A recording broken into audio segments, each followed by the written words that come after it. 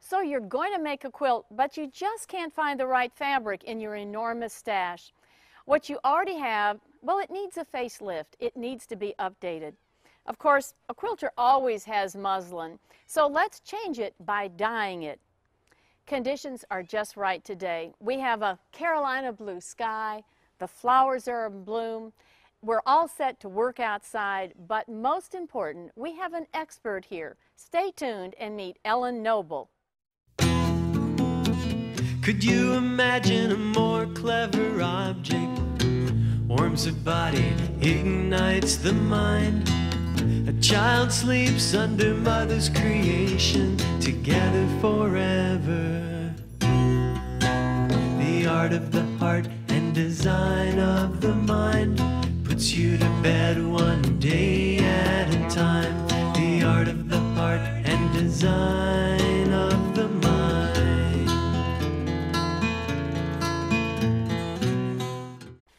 Elin, give us a short background into what led to your interest in fabric dyeing. Well, it ended up being a one of those situations. I was a pre-med student and needed humanities credits, and ended up in the art department for the summer, not wanting to change buildings all summer long. And I took art history and drawing and design, and I loved it. I never switched back to pre-med. And now, Elin Noble has a very impressive title at ProChem. Tell us about that. Yes, I manage their lab, and it's a lab that teaches people how to use these things. We do some research work there, but mostly we write directions and help troubleshoot and match colors and have our fingers in all these things. Today's interest is how to change fabric color, and I know that there are many books out today, and I know that you are the author of Dyes and Paints, which is a wonderful introduction into changing fabric. And I tried it one time. I want to tell you that I had mason jars, I had the Procyon dyes, and I ended up with a wonderful array of little things. I had the mask and the aprons, and I understand we've come a long way. People still use Procyon. Oh, definitely, and there will always be a place for Procyon dyes, because there's certain things that it can do that nothing else can do. So it has its own place. But what we're going to work with today is even simpler. You don't need all of these extra mason jars. You don't need all the accoutrements to go with the playing with Procyon. What we're going to use today is a product called Cetacolor. It's a paint, technically, but it looks like a dye, and it can kind of act like a dye in that you can make it very watery and paint it on, and it's very fluid, and you can control it, or you can let it control whatever the pattern tends to move to. Well, let's get to it. Okay. And I think the best way you have suggested starting with what we call a starter fabric or a basic fabric. Yes, what we're going to work with today is just a cotton muslin, an unbleached muslin. And right now we have a piece of it soaking here in the water because we want to make sure it's wet. But other than that, we have muslin, we have Cetacolor, and we have water, and that's about all we need right now. The Cetacolor, to prepare it for the first thing we're going to do, which is a color wash, and that's just putting a wash of, can be one color, can be multiple colors down on your fabric. And to do that, you want the Cetacolor really fluid. You want it very watery. And some of the colors we've already mixed up, and one color I'm going to mix up for you, so we can get an idea of just how exactly scientific it is. What I'm going to do is pour some in. So it's not real fluid right now. No, it's actually perfect for stamping or for stenciling.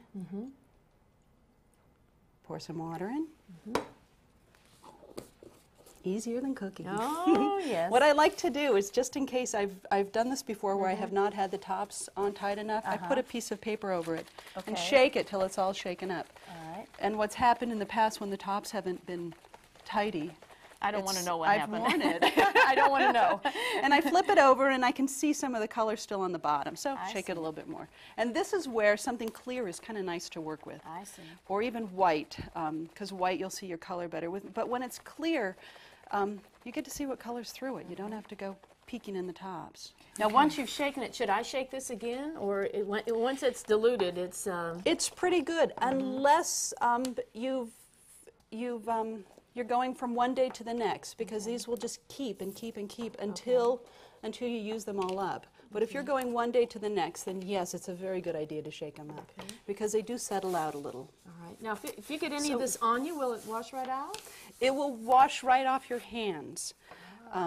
It will wash right off of plastic. It does a great job of staining anything you don't want it to stain. Oh. Formica, clothing. Oh, yes. You know, it's one of those things. As we have here, we've put the plastic on the table. We've even put plastic on the floor so that we don't. And it's one of those things where Murphy's Law always kicks in. Okay. And what I'm going to do is, it's very easy to wash it off your hands, but I'm going to wear gloves just for the sake of not wanting to have to scrub them later. Okay. All right. So I'm going to pull this out of the water. It's not hot water, it's not cold water, it's just tap water, room temperature water. Some people like to stretch their fabrics on stretcher frames or even on a box or not even on anything. I like to work on plastic because then it gives me something I can pick it up and move it off my table with and keep going to the next piece. Okay. So we have another very scientific approach here, sponge brushes. Literally. Wow, instant. Instant gratification. The fun thing about working with Cetacolor is that, and many paints, is that what you see is what you get. When this is dry, this is the color you get. And unlike with dyes, where you have to always wash something out, and there's always a little bit of shade shift and color change and value change mostly, with this, it doesn't work that way. Sometimes I roll it. Oh, my.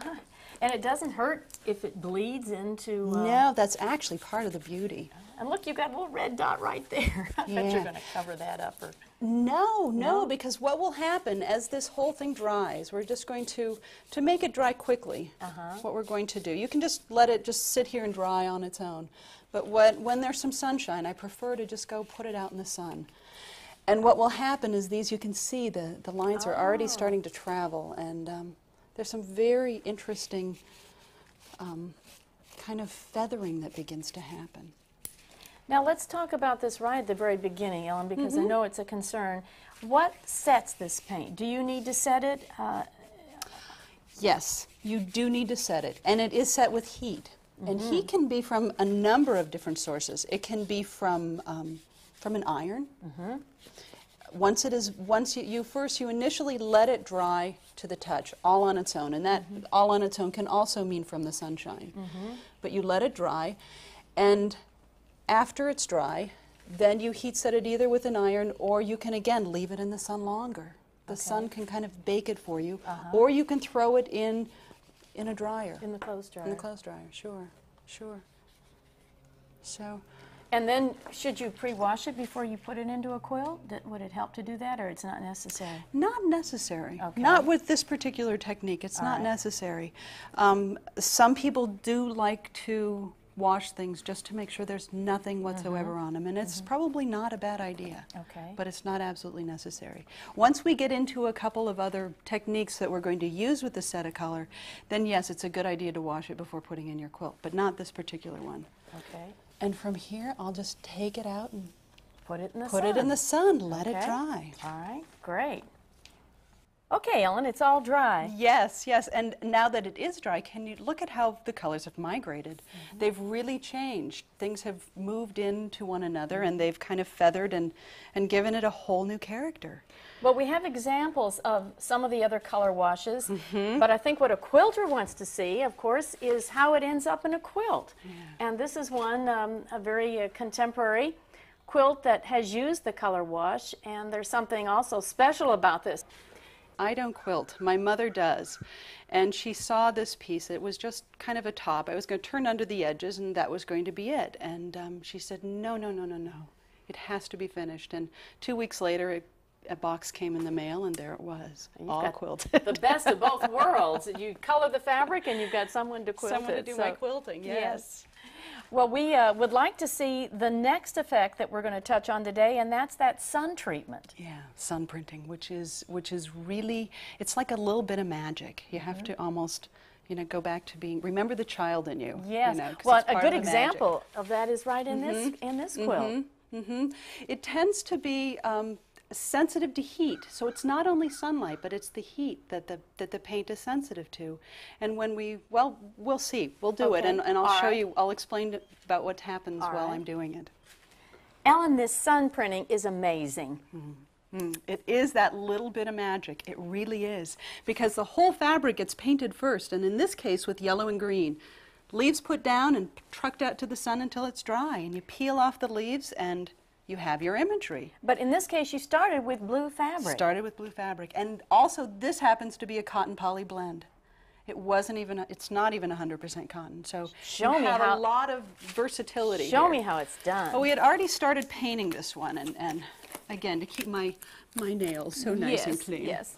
I mixed up some green, thinking that after our nature walk and picking up ferns and leaves outside, I wanted most of it to be green. So I mixed some yellow and some blue, just in a little cup, and now how do you know, that on. Ellen, how do you know how much, what proportion to put? When, for instance, when you put some of the color in there, how much water do you add? You know, it isn't rocket science, really and truly. So whatever you add is always going to work.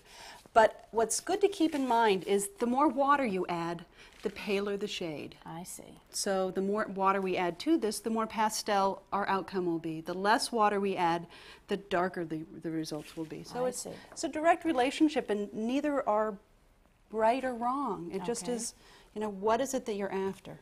So in this case, we're just going to take these ferns.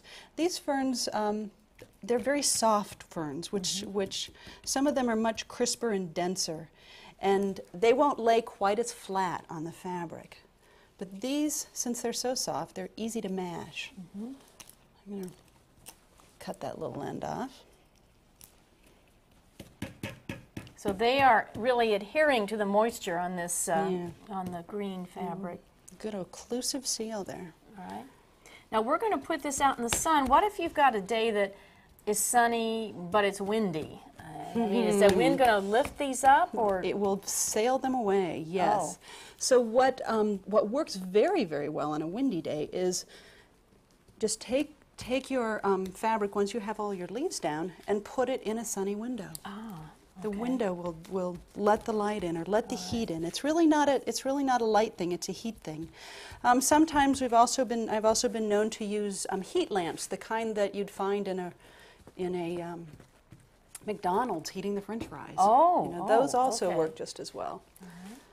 So these are some leaves from. And so you're really putting them on upside down. I'm watching how you're doing that. Yeah, so. It depends on the leaf. If I can put it on with the strongest vein to the fabric, you'll get more pattern, more definition of what is going on, how the leaf grows. It's a great botanical study for kids. But you could also do a little four-patch with leaves, couldn't you? And make your own geometric design. I mean, this is a pretty loose one, but you can be very, very controlled. That's it. All right. From now here, goes to the sun. Okay. I'll be right back. All right.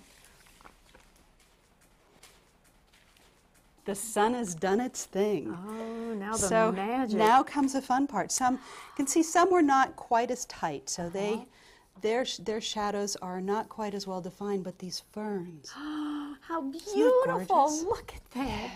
And the hard part really about sun printing is waiting for it to dry. You just can't wait. Yeah. All right. That's the lovely part. Oh, it is beautiful. So there you go. The salt treatment on fabric gives another effect. It condenses the color. Sometimes it makes a hard, dark spot, or even disperses the color for some lovely results, almost as if rain has hit the surface. Salt is sprinkled on the color-washed, wet fabric. Now you can use starburst salt or even kosher salt. It is then brushed off once the fabric has finally dried. Remember that the fabric has to be heat set and washing is absolutely necessary before you put it into a quilt or maybe even a garment. Elin, quilters are really going to identify with their stash of fabric here and the opportunities that we've learned already to work with them. Why don't you just start with this old-fashioned favorite and show us what you've done? It is an old-fashioned favorite. In fact, I think my mother sent this to me, and it was purchased in the 70s. And what we did is we went with the straight color wash, started with that, and then added the salt technique and added some sun printing to it with some ferns. And here we've just taken a calico and done the same. Here's two sun printing examples, one with very small leaves from a rose bush, and the other is using the plastic mesh that is used for cross stitch that you can find. It gives you a nice regular pattern. And this is also a color wash that has a little variation to it. And another color wash that, as it was drying, wherever there was little ridges and valleys, the ridges would collect the color a little bit more intensely. You can stamp on the fabric with store-bought stamps, or you can make your own with weather stripping. That is very easy to cut. Use set-a-color full strength when you do this technique, straight from the jar. An ordinary roller, the kind you get at a hardware store or a paint shop, makes it very easy. This method concludes with drying and heat setting once again. Elin, now for that sprayed effect. Show me how that happens. Just as easy as all the rest of them have been. Here we're starting with blue fabric this time. We're not going to dunk it in the water, but instead we're just going to take a spray bottle of water, mist it down. You don't want it sopping wet, you just want it damp. I'm going to just take it and make little peaks and valleys out of everything. Compress it and it'll stay that way because you've dampened it a little bit. Exactly. Exactly. So you don't want to compress it flat, you just want to compress it into folds. And what I've just taken is I'm using purple and orange, kind of a vermilion color, and these are the same concentration we've been using all day so far. And you start with one side. I'm going to stand back here. Yeah, there tends to be overspray. This is a good technique to use outside, ideally not on a windy day, but you work with one direction. It's an airbrushing technique, actually. You can see the overspray around it. Turn your fabric around on your plastic, and you take your opposite color, your other color. You spray the other direction, and it hits the other sides of the mountains. And once you finish spraying, you just let it dry. Again, it does not have to go in the sun, just let it dry. Just as you have it here. And once it's dry, you open it up, and there it is. Oh, that's it. Exciting. And again, it needs to be heat set. Once it's air dried, it's heat set. That's it. And right down here is the valley where the paint valley did not get to it. That's the valley. I'm going to let you take your gloves off because I'm anxious to end our little session by showing another effect that I had never dawned on me. You can actually make a patchwork block and then paint it. You can make a patchwork block and say, oh gosh, that's not what I wanted it to look like. I want it to be a whole nother color scheme. And what we did was take the diluted set of color, and this one was painted with orange, and another one underneath was painted with blue. So you can totally shift what you have going on. In change the a whole same color quilt. scheme. It'll look like you've bought all different fabric. That's true. And now tell me about this. Oh, that's actually a dye technique. This is going back to using Procyon dyes. And you can dye threads. Great for bobbin quilting, great for hand quilting. Elin, you have opened so many doors for us. I know our audience is going to be really excited about this. And did I ask you, where would you buy these? Oh, set-a-color? Yes. You can find it at many, many quilt stores. I see. So many quilt stores are now carrying it. Also a craft store if you're not having luck with your local quilt store. And there's always mail order. Yes. Well, thank you so much for coming today. You're very welcome. It's been my pleasure. From a summer day to a fall day in North Carolina, I hope you enjoyed Elin's fabric dyeing. Wasn't it great? I'm anxious to try it, but in the meantime, look what she left me, the samples that she did. I enjoyed taking one piece and making it into a wall hanging, a la log cabin style. The other piece I cut in two and simply made a mantle decoration. Now to our quilter's alphabet. G is for Grainline, the direction of the threads in fabric.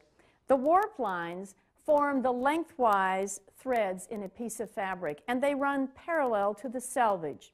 The crosswise have a little more give, and they are the weft lines in fabric. It's important for a quilter to understand these. H is for half-square triangle, a right-angle triangle which, when joined to another along its matching biased edge, forms a square. Now, we've been doing these since day one in patchwork, but what's so nice to know today that square or half-square triangle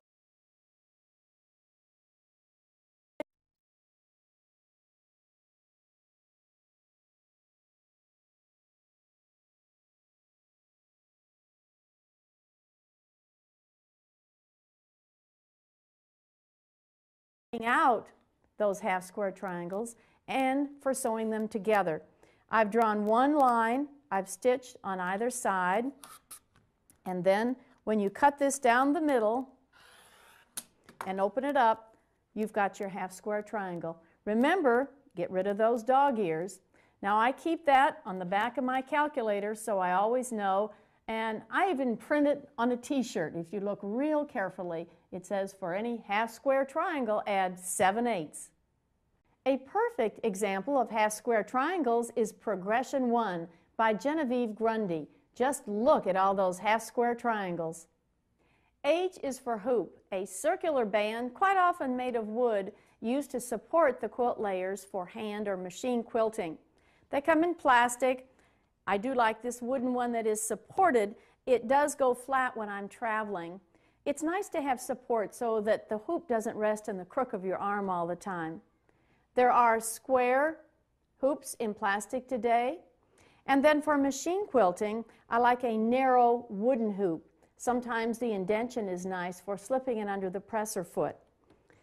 My latest hoop is an oval one that's thin and it's wooden too. I'm all set to do some machine quilting. Machine quilting on pre-stamped fabric is the best way to gain experience and confidence. Now I'm all set today. I've got rayon twist thread on my machine. The feed dogs are dropped. A metafill needle in the machine, which is an eye with a larger opening. And I'm all ready to bring up that bobbin thread. But I'm going to do one thing a little bit different, and it's a little secret I want to share with you. And that is that when I'm constantly doing straight line or feed dog drop work, I find that a straight line is very unforgiving. But if I introduce a zigzag stitch, and not a big one, but just very narrow, bring it down to say, below a 1, about a half, that you will see what happens. It's a very forgiving stitch.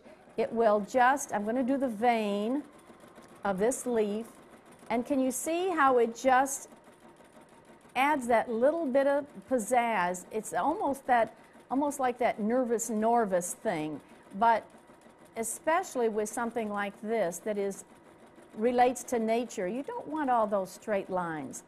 And of course, the fun part of machine quilting is that I can go anywhere. I'm just keeping the edges of my hand, my fingertips on the edges of this hoop,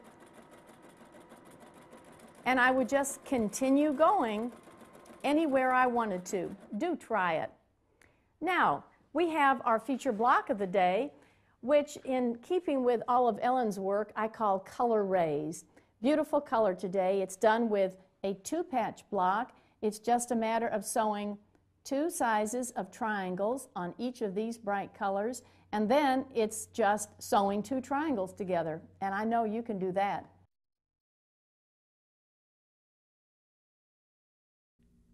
Closed caption made possible by OmniGrid, manufacturer of the original patented black and yellow rulers and green cutting mats. And Collins, well known for notions and tools for quilt makers.